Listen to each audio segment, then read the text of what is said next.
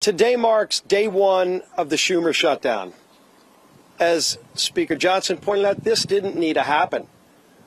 House Republicans came together weeks ago to prevent a government shutdown. We brought as straightforward of a bill as you can have to say, let's allow government to be funded for another 2 months while we negotiate our differences.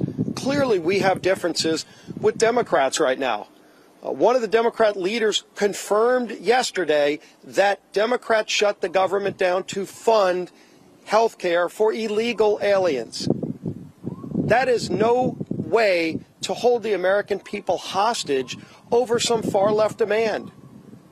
You know, we had an election in November where the country came together and said, let's send to Washington leaders who want to solve problems and get our country back on track.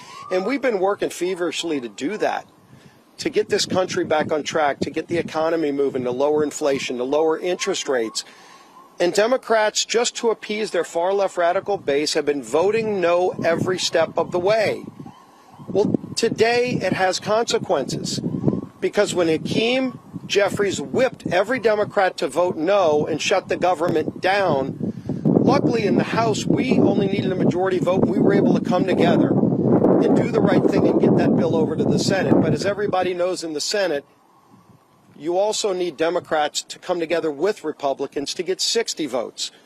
And so when Chuck Schumer made such a fatally flawed decision to shut the government down, ultimately the American people, I think, are going to get involved and demand that Chuck Schumer reverse course, because it's not sustainable.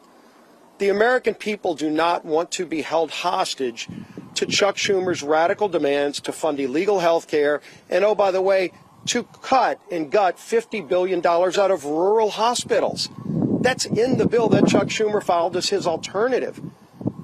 That's outrageous. You want to talk about a partisan demand to hold the American people hostage?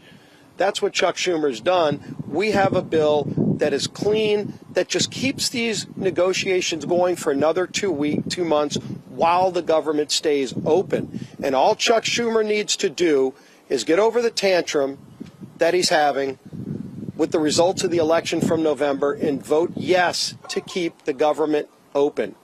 We are here ready to get the job done. Schumer needs to end his shutdown.